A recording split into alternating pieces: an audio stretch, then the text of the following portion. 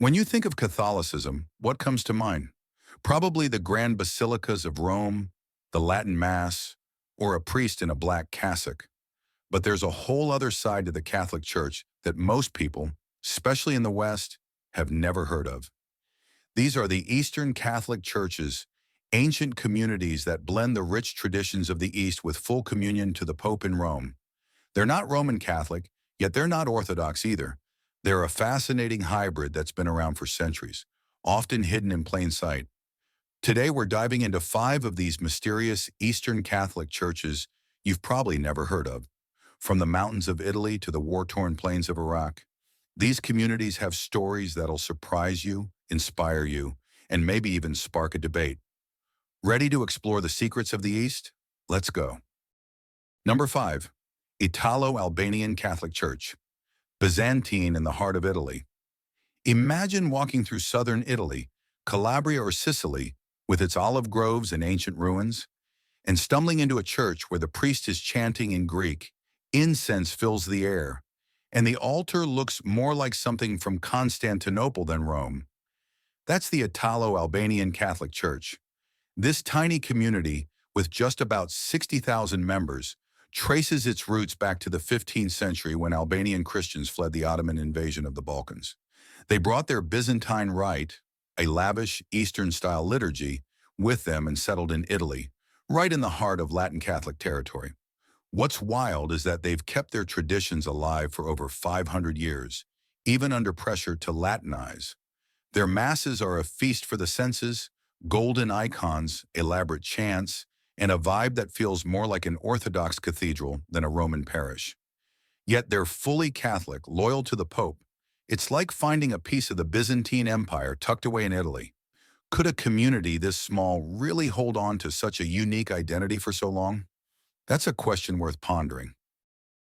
Number 4. Syro-Malankara Catholic Church, a journey from Orthodoxy in India. Next, let's head to Kerala, India, where the Syro-Malankara Catholic Church tells a story of reunion and resilience.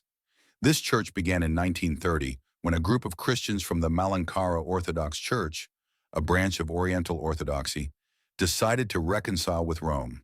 Now hold on, don't confuse this with Protestantism. It's a common mistake.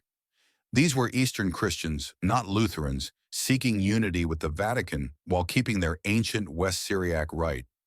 Today they've grown to about 500,000 faithful, centered in southern India. Their liturgy is a blend of Indian culture and Syriac tradition, with masses in Malayalam, the local language, and prayers that echo the early churches of Antioch. Picture this: priests in vibrant vestments, congregations singing ancient hymns, all under the spiritual leadership of the Pope. It's a remarkable turnaround from division to communion. But here's the debate. Did they compromise their Orthodox roots to join Rome? Or did they strengthen their faith by bridging two worlds? Number 3. Ethiopic Catholic Church, ancient Ge'ez in the Horn of Africa. Now let's travel to Ethiopia, where the Ethiopic Catholic Church keeps alive one of the oldest Christian traditions on earth.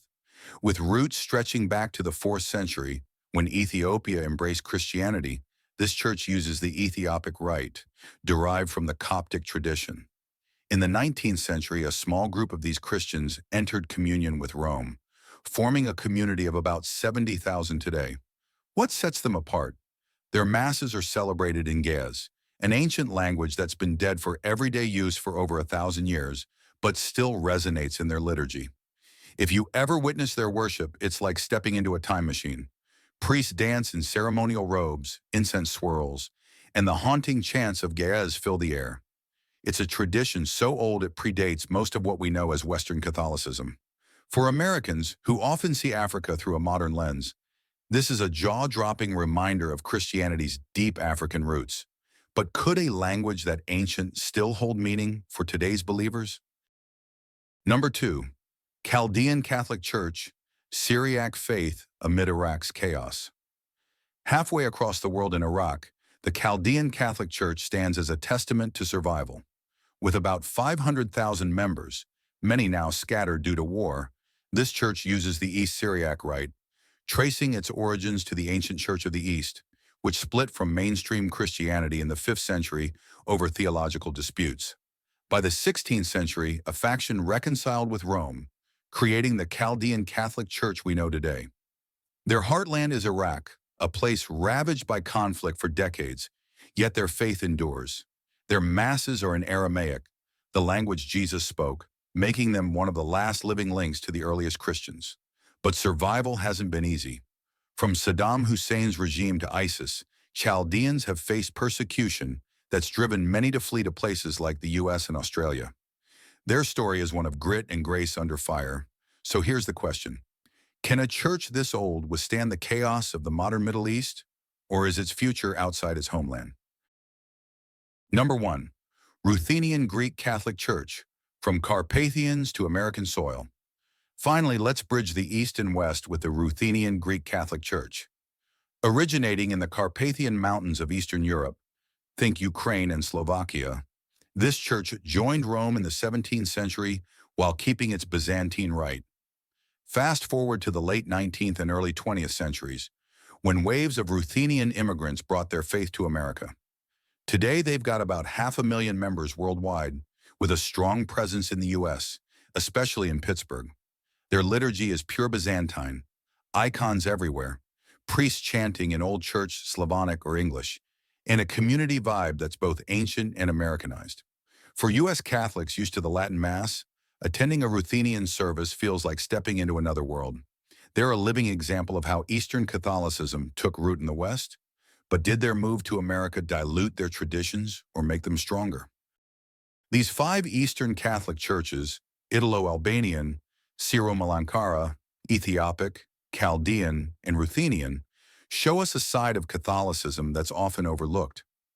They're not just footnotes in history, they're living proof of the Church's diversity, stretching from Italy's hills to India's coastlines, from Africa's highlands to Iraq's battlegrounds, and even to America's industrial heartland.